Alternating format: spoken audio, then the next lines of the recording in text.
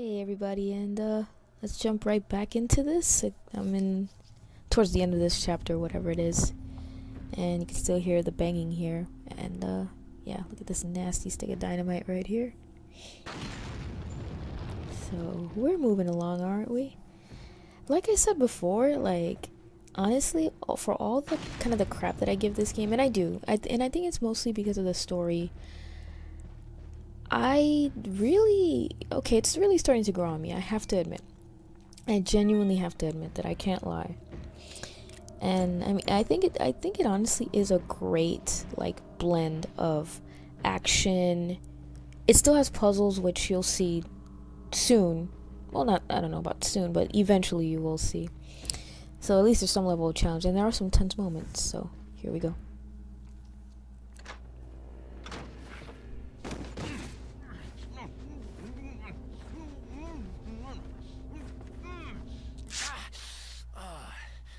Little rough, don't you think? You're not like them? No. You?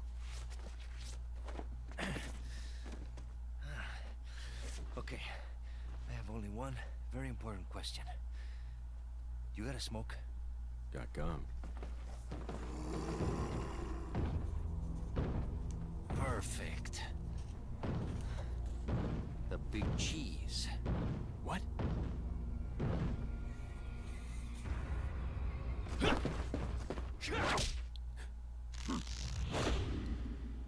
Jesus Christ, guy's strong. He's like 8 feet tall.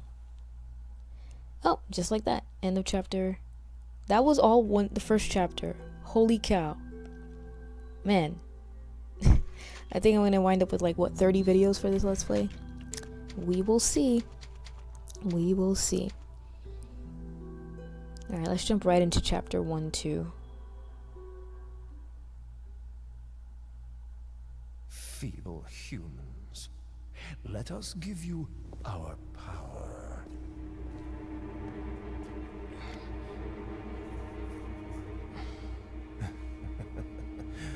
Soon, you will become unable to resist this intoxicating power.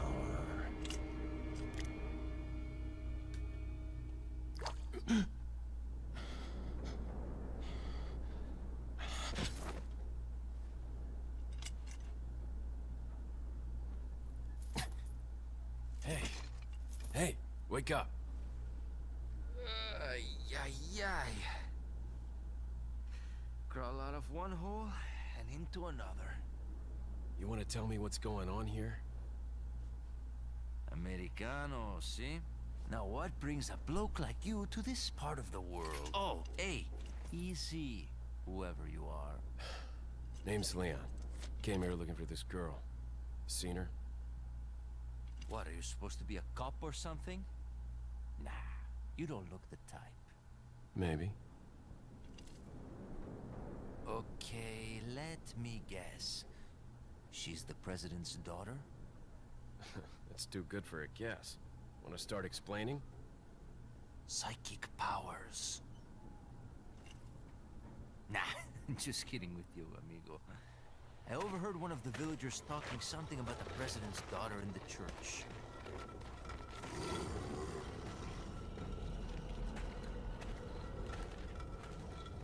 And who might you be? Me llamo Luis Serra. I used to be a cop in Madrid. But now I'm just a good-for-nothing guy who happens to be quite the ladies' man. Why'd you quit? Phew, policia. You put your life on the line. Nobody really appreciates you enough for it. Being a hero isn't what it's cracked up to be anymore. Used to be a cop myself. Only for a day, though. I thought I was bad. Somehow I managed to get myself involved with the incident in Raccoon City on my first day in the force. That is the incident with the viral outbreak, right? I think I might have seen a sample of the virus in a lab at the department.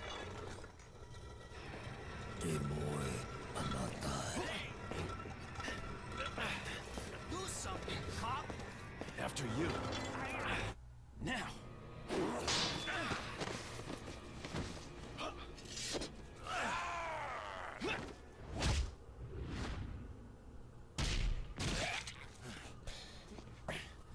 So gone are the days where you could just kind of put the control down and say, okay, let me just kind of watch for a little bit. Let me just watch the game. It's Leon. Sorry I couldn't get in touch sooner, but I was a bit tied up.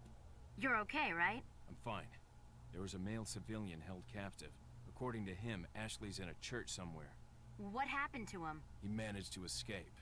Do you have a fix on the location of that church? No, but apparently there's a secret passage in the village that leads there.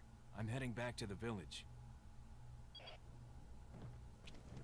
Oh, that's awfully nice. They tied up Leon, but they left him with every single one of his weapons. Makes sense to me? Honestly, why would they just take his weapons away? At least in Metal Gear Solid, like with the torture scene, they like... Over here, stranger. They wanted, I think they put the weapons in the same room, but at least they kind of took them away from him. I don't know. So, yeah, I was like, you know, I just started this chapter. I don't really need to save so much. Let me pay a visit to this guy. Got something that might interest you. What are you showing me? Got a selection of good things on sale, stranger. What are you selling? So I have a few things to sell, but not the beer stein yet, because I have to get some gems for it. Thank you. Is that all, stranger? Is that all? Thank you. So I'm trying to build up some cash so I can get eventually. I think eventually... I mean, there's some upgrades that I want to do to some of these guns. I'm not going to go too crazy, though, because there's only so much I need for each particular weapon. And I think I also want the... not the infinite rocket launcher, but the regular rocket launcher. Because it's going to come in pretty handy in some of the... boss battles that are going to be coming up in a little while. What are you buying?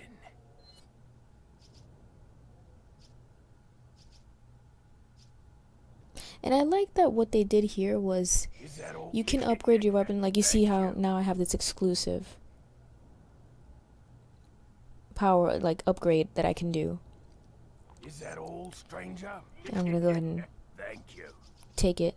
And it doesn't give you infinite ammo. See, that's another kind of criticism I have about Resident Evil 5. You have the option of having infinite ammo for your guns, which basically just takes the challenge out of everything. And honestly, like, I think Resident Evil 5 is a lot easier than this game. Especially because you have a partner right next to you, and that partner can be played by someone else who's just as good as you, you know? So there's really all the challenge and all the tension that was created in this game just kind of... And I don't know what they were trying to think. I don't know what they were trying to go for, like what they were thinking with that strategy in the 5th game, because I don't know. I mean, I understand it's fun to kind of play co-op, but I think there's still a way to have a co-op situation but still have a very tense kind of game. It just requires a bit of, you know, creativity. Like maybe 90% of the game you don't have your partner like with you in the same room. Like, maybe you guys are, you know, you're doing one thing in one section, like one area, and then the other person's doing something in another area. I don't know. So you see, the Red 9, this is completely upgraded, and I pretty much can get headshots with this weapon for the most part, which is awesome. I'm just gonna kind of wait here, kind of pick off as many enemies as I can, and then go into that next area. But I mean, Resident Evil, and it's just kind of like a steady sort of decline. RE4 is a good game. This game is a good game. Then RE5 was just kind of like, okay, at least it has Wesker. And then the 6th game, oh my god. God bless him for trying to make a game, but it's just, it's a mess to me. It's all over the place. it's just, I don't, you can tell, you can feel from that game, and I think I will do a Let's Play of it just for this, just because it's a Resident Evil game, and you know, it's adding to the story. And I'm being very generous when I say even that. But you can, I don't know, at least when I play it, you can kind of feel like this whole identity crisis going on with it. Oh, look at this. Look at all these guys with the dynamite. Oops. Thank God that didn't hit me. I think he killed everybody with his dynamite. Good job. Man. I guess there's still more enemies in the area. I'm gonna kind of venture further. It's like, even in each campaign almost feels like its own game. Like somebody different designed it. And I just don't really understand it.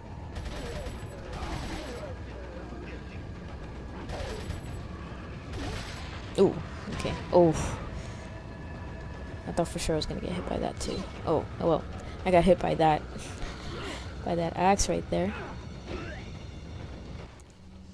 Jesus Christ.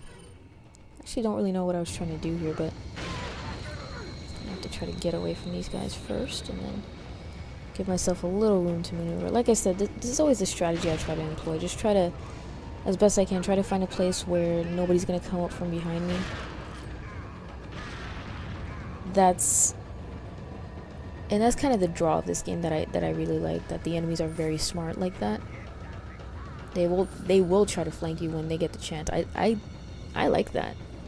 That's where the tension of the game is. And I feel like the enemies are more sparse in the 5th game. Like, I have no idea. Like it's just, I have no idea. I can't even explain it. But there's definitely, I'm trying to think of a tense moment where in that game, in Resident Evil 5, and the only tense moment I can think of is there's like this part where you have to lower a bridge. It's, you know, kind of towards the end of the game, and it's, I mean, to me, there's properly set up tension. Like this, to me, this is amazing. Like, you know, you've got to pick your battles, fight through certain enemies, go someplace else, find a new location, so on and so forth. And I like it, and it feels rewarding. But in the 5th game, and I still, to this day, I always say, I cannot believe I actually got through that part. And I was able to beat the game. Because there's a part where you're lowering a bridge, so you're separated from your partner. And then, so you can either be the person lowering the bridge, or you can be the person who actually runs around to, you know, open the door for the, well, you have to open the door to get to the control, something like that. I mean, I barely remember. It's been a while since I played the game. And all of a sudden, it just seems like there's an infinite stream of lickers. And first of all, when I first realized that there were lickers in the game, I was like, oh, sweet. That is a nice throwback, because I've only seen lickers in the 2nd game. And it's interesting that they have enemies from the previous games. Like, there's no zombies anymore. There's no, you know, everything is infected by Las Plagas, etc., etc. And then, so with the 5th game, you see these lickers, and they're obviously lickers. Like, you know, there's no ambiguity about that. So I said, cool. So I thought I was being clever. I said, well, I remember from the 2nd game, all right, that acid rounds are the most powerful round type for the grenade launcher, and they're great for dealing with lickers. One shot is all you need to kill them. But apparently that's not the case in the 5th game. I tried shooting them with acid rounds and it didn't work. And I think the name of the game is that there's more ammo types for the grenade launcher. Like, you have, I guess, liquid nitrogen rounds, and there's something else too that they added, and I think the idea is you freeze them and then you can just kind of shoot them with a gun or something like that, you know, like Terminator 2, that kind of thing. but of course, by that time, and it was my first time playing the game, and as always, it's just like you don't know what to expect. So all of a sudden I'm in this area and I'm very low on ammo, and of course I'm not gonna expect this like stream of liquors, and it's I swear they're infinite. I swear there's an infinite number of liquors, and I'm just like, this is crazy to me. This is crazy. Hell, even if you put on the infinite ammo, that's still kind of a tough area. And it's not even like, it's, to me, in my opinion, it's not even like a fair challenge. It's absolutely ridiculous. And the first time, no lie, and I think I was playing with someone at the time, and I was just getting so frustrated. I'm like, I have no idea how to get past this part. I have no ammo. I don't know what to do. But by some miracle, I was able to get past it. And I'm just like, this is not how you create a challenge. I'm sorry. This is not. You just put an infinite number of enemies here, and there's no ammo here. I'm not saying make the game easy, like, you know, like crazy easy to the point where you don't have to think, because that irritates me too. Of course, I like a challenge, but that to me was just unfair. And that is the main reason why ever since, you know, once I beat the game once, you can unlock infinite ammo for your weapons if you fully upgrade them.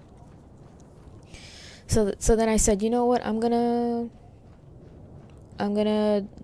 invest in some infinite ammo for, I think it's the Magnum and the shotgun that I have infinite ammo for. And that one area is the main reason why I turn on infinite ammo. And it's absolutely ridiculous. I don't want to have infinite ammo. I want to be challenged, you know? But I think that was such a very poorly constructed part of that game that I don't understand it. And if you guys have played the game, then you know exactly what area I'm talking about. I can't even say the chapter number because I don't really have that kind of information memorized.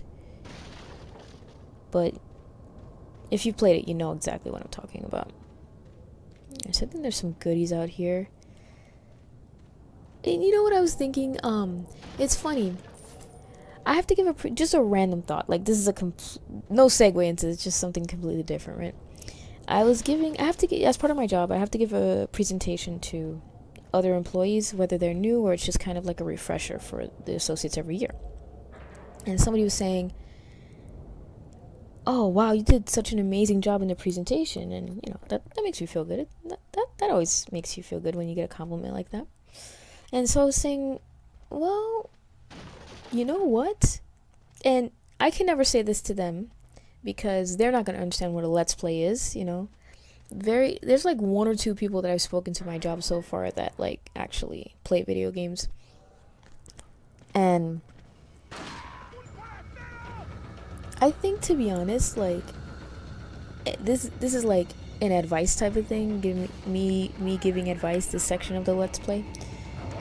If you ever need to like do a presentation, honestly, I would say do some let's plays with commentary. Just kind of talk and talk and talk, and I think that honestly helps, like, because that, like, I feel like that has given me confidence. I think it's been very helpful. It might sound silly because you would think, wow, okay, you're just talking about games and stuff like that, but honestly, like, there's a feeling that I get when I do these. And of course, this is very different than doing a presentation, of course, because you're standing in front of people, obviously, and you're actually looking at their face, they're looking at you, and you have to speak to them. And obviously, unless you're lucky and you are in the profession of video games, but you're probably going to be presenting about something else.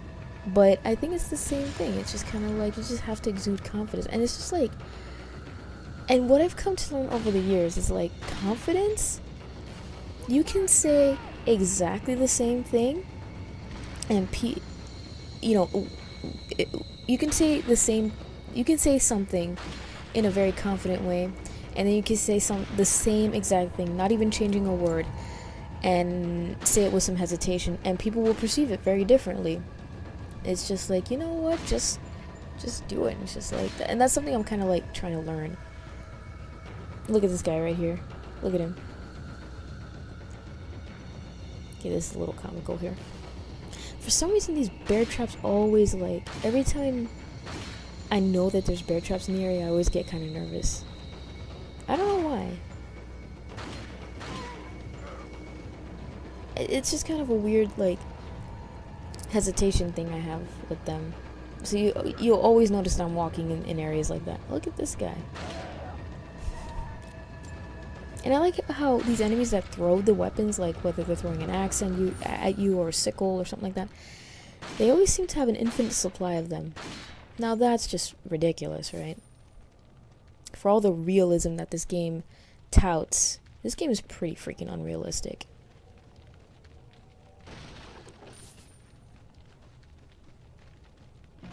Now let's see what we have here. More spinels. Good for me. I'm wondering, so I'm trying to look for this that headdress that I saw through a window before. I think it's over here somewhere. So I'm not sure if I've collected all the treasures that are possible in this game in previous playthroughs. It'll be interesting to see. I know in Resident Evil 5, and I know I'm bringing up the game again, but there's an achievement you get for getting all the treasures. And it's like, they kind of, again, with the game, they kind of like cut and paste different aspects of this game into that game. Like, you have the ability to buy something, but there's no merchant, and I resent that. I actually really like the merchant a lot. And again, you know, hunting for treasure is not even as fun in the game. I really don't know. It's like all the originality that this game had. I don't know what they were trying to go for with the 5th game. I'm gonna be stubborn and try to go for the biggest fish. Not even close to having enough space for that fish. Wonderful. And I just realized that I forgot to sell that shotgun. Whoops. But imagine, you know, carrying a dead, rotting fish in a nice attaché case, like, for days. Yeah, that's practical, right? And then just eating it, and then, wow. Not only do you not get food poisoning, but you actually get full health. Nice.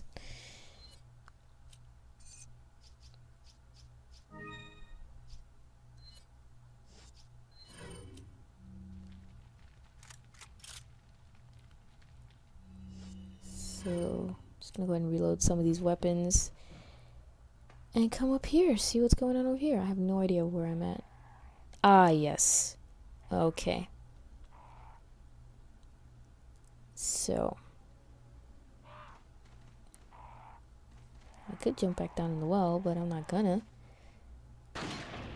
Seems to be a running theme here with this pendant hanging up high here. By the way, I learned the hard way, if you shoot that stick that's holding that wood open, and then you open it up again, I don't think there's a way to close it, and then you have no choice but to cause the brass watch to fall, and it automatically decreases the value. It's not like Leon can wash it or anything like that. I mean, heaven forbid. But let's go ahead and go in here. I have no idea what's in this box.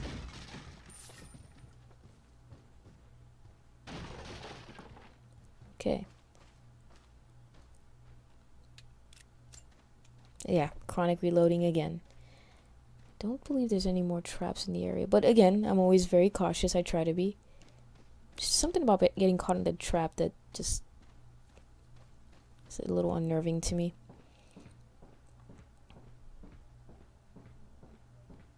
Is this like the first puzzle in the game? And it's so very basic. There you go.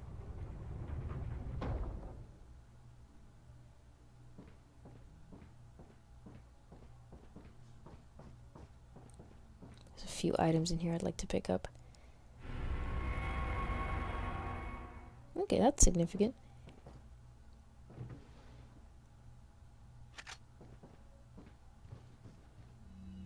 We have another file, Chief's Note.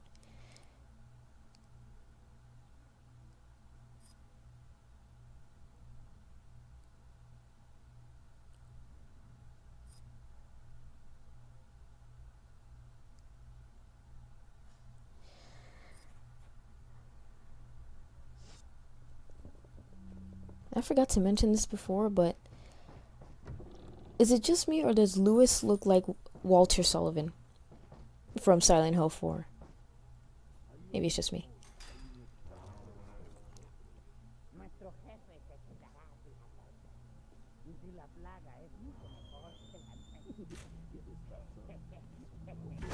Wow. This dude's the quietest motherfucker ever.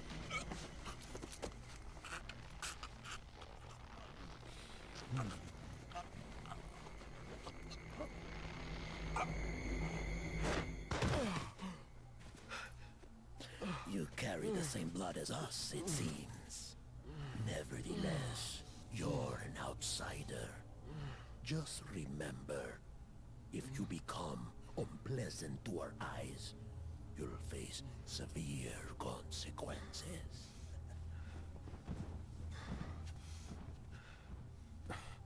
What? Same blood. Well, that wasn't so long. I actually got through it in one video. Interesting. Okay, so maybe this won't be as long of a Let's Play as I thought initially.